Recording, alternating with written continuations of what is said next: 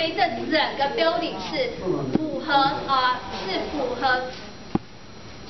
9级、10级以上的地震的规模的。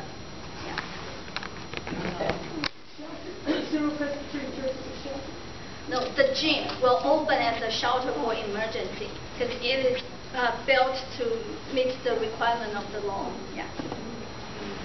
Okay, so we've been talking about earthquakes, and just to give you a little definition, it's a sudden slipping or movement of a portion of the Earth's crust caused by a sudden release of stresses, usually from less than 25 miles below the surface. Okay, we know the Fukushima earthquake was about 20 miles deep, and you can see all the damage that it caused. So we have, right in our area, we have the North American plate and we have the Pacific plate. And they are slowly moving against each other all the time. If you, I'll let you say that first and then I'll tell them where they can look. Okay. 所以我们都知道说，在3月的时候，日本刚有这个大地震发生。那地震我们都知道说，就是因为地球的板块它们在移动的时候所释放的能量那通常就是这个欧美板块跟亚太板块它们互相慢慢的摩擦，然后就释放出这个能量出来。Okay. So here's a picture of the two plates, the North American plate and the Pacific plate. Pacific plate is moving north.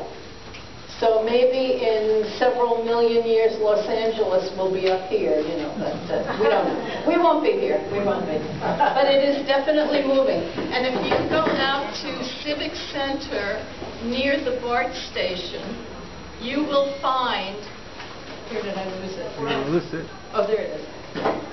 If you go out to Civic Center and near the BART station, you will see areas where the curb in the street has moved away from it or up or backwards or down.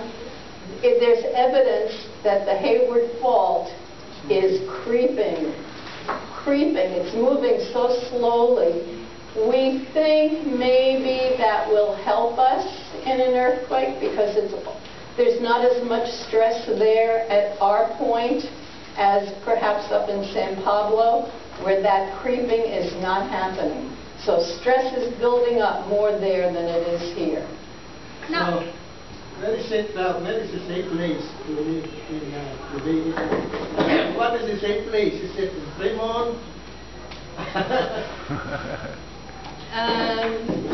No, nothing is safe. Nothing is safe. You just saw that there was a big earthquake on the East Coast. That very rarely happens because most of the East Coast is one plate of the Earth. Not like here where we have two plates moving against each other, and yet there was an earthquake. 那我们刚刚看到说这个图片呢，告诉我们就是2个板块在互相运动。那我们知道说太平洋板块它是往北移动的。他说也许有一天到几百万年以后呢，我们会发现洛杉矶已经跑到北边来了，也不一定哈。这是我们不知道的。那Barbara 说我们可以看到，如果您有时间的话，靠近我们 Fremont BART Station 有一个街叫做 Civic Center 那里。那你如果仔细看，在路旁这个人行道还有路，他们有一些比较高起的，或者比较低陷的，或者有那个就是在我们这个黑沃板块移动的现象。那这是一个好现象，就是说它是慢慢在移动。如果它有在慢慢移动的话，表示说它的能量是在慢慢被释放，所以比较不用担心说突然间一个大的震动，然后就有大的地震发生，这是一个情形。那刚刚这位先生问说，那到底哪里是安全的呢？我们不知道哪里是一个安全的地方，甚至说我们也知道说，在上个月在那个纽约有一个大地震哈，那其实这几乎是100年来纽约的第一个大地震。那因为纽约本身它是一个大的板块，不是像这里有很多的断层、很多的板块在移动，所以呢，大家也都很surprise，所以没有办法说哪里才是一个安全没有地震的地方。Okay, this is a picture of some of the earthquake faults in our area. The San Andreas Fault is the one where the Loma Prieta earthquake happened. And we have the Hayward Fault, which is the one they expect to have go again. It has a history of having an earthquake about every 100 to 130 years. It's well over that now. There's also the Calaveras Fault. There are other faults that you don't even see on here. This is a picture, an aerial view of the San Andreas Fault from a satellite. Earthquakes are measured by their magnitude on the Richter scale. So small is 5.0 to 5.9, goes all the way up to 8.0 and greater, as happened in Japan this year. 那我们刚刚看到的就是说，在我们这个湾区的几个大断层，那我们最担心的就是所谓的黑锅断层这样子。然后再来呢，我们在测地震的时候呢，在美国我们用的是所谓的瑞士地震仪哈，那就是说5级到5.9级就叫小地震，那这样子开始6到6.9是中级，然后比较大的地震是7到7.9，8以上就是超级地震。Okay, so I'm speeding up a little bit because I know we're running out of time here. The big important thing I want to leave with you today is that you need to come to the 3-hour class. This is not enough, and we need to have a Chinese speaker for you there that can explain everything and make it very clear for you. It's as important for you to know that here as it would be if you were in Japan or China. We talk a lot about the damage caused by earthquakes. I'm not going to talk about that now. This is a hospital in Los Angeles. You can tell us. 那包括说，因为时间有限的关系，所以我们没有办法再更详细的说。但是呢，很希望大家都能够报名来参加这个3个小时的训练课程，因为到时候会讲得更仔细。那如果您报名的时候呢，您可以说我需要的语言是讲中文的，他们会找一个来讲中文的人来给大家做训练。那我们都知道说地震的损害是很大的。那比如说像这个是当时在洛杉矶的大地震，连医院都倒塌了。This is a picture of Washington Hospital, our hospital.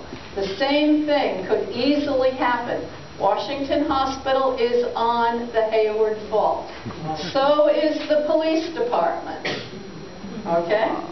所以呢，我们一定要来上这个课程，因为我们会想说，没有关系，万一我真的需要的时候，我有 Washington Hospital 啊，我有警察局。不好意思，我们的 Washington Hospital， 我们 Fremont 的警察局也是盖在黑沃断层上，搞不好他们已经先被毁掉了，也不一定。So the Loma Prieta earthquake in 1989, how many people were here in Fremont at that time? Do you remember that shaking? Right? It lasted 15 seconds. It seemed a lot longer. It seemed very long. But there was almost no damage in Fremont. I had one chess piece fall over, and that was all.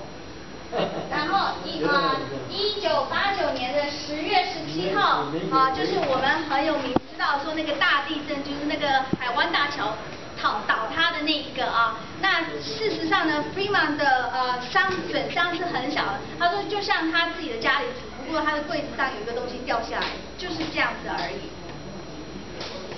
But there was a lot of damage up in San Francisco. The earthquake happened near Santa Cruz. There was some damage there, not too much.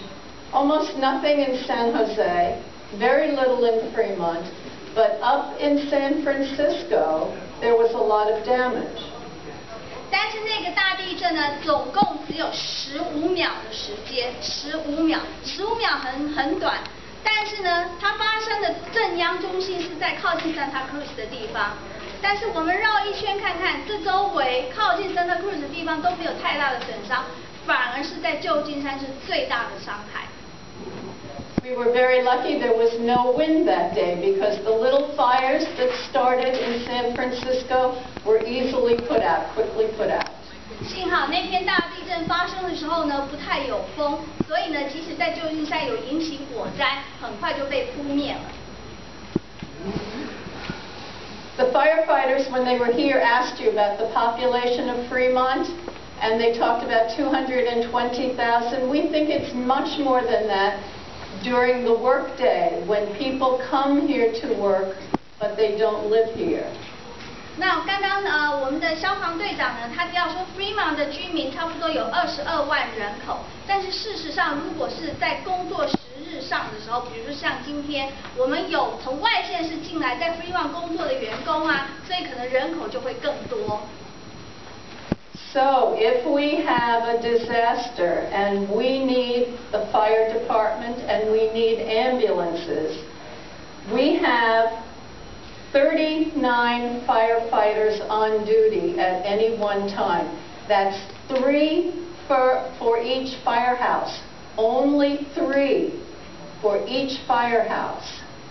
And we have 3 ambulances on duty, and they cover Fremont, Union City, and Newark. 所以我们刚刚也讲到了22万人口的 Fremont， 然后如果再加上外城市进来工作的人，万一真的是有灾难发生的时候，整个我们只有3部救护车，可是这3部救护车要跑 Fremont、Union City 和 Newark， 然后我们只有39名的消防队员是在执勤当中，所以呢，我们没有办法说没关系，有人会帮助我，不一定，所以天助自助。Okay, so to wrap this up, PEP is a personal emergency preparedness class. It is free for anyone who lives or works in Fremont, and we have regular classes at the new training facility, which is down at the end of Stevenson Boulevard at beyond 880, west of 880. And we also will bring this class to you. We'll take it on the road. We'll come to your house. We meet in a garage. We'll do this class any place. We want people to be aware of the dangers and how to protect themselves. 所以今天 Barbara 就是代表这个Fremont 的消防局来跟我们谈到，就是说PEP， 就是说个人急难准备。那所以呢，他真的是极力的鼓励大家呢报名，10月份、11月份都还有各1次的训练，然后再来你就要等到明年的2月份。那所以呢，他说如果有教会或者有团体有组织，他们也会来特别安排一个课程去帮你们上课，甚至如果是在你居住的这个社区里面，你要打开你们家的车库，然后召集人，他也会愿意来给大家上这个课，所以请大家多加利用。That's the end of my presentation for you today. I hope you'll be able to attend the longer class, the 3-hour class. The class is just in that facility. Yes, that's where they're, except we will bring a PEP class to you. If you have a group of people and a place, you know, we do it at churches, we do it at community centers, any place. How do we sign up? If you give me your name and phone number over there, take one of our brochures that we have our phone number on there. Call that. It's answered by volunteers and they're not staffed every day. But leave us a message. We'll get in touch with you and we'll arrange to do a class for you. Email address. I don't have it on there, but the phone number is. I think maybe the email is on the green one. I'm not sure. Yeah. Okay. Thank you so much. Thank you.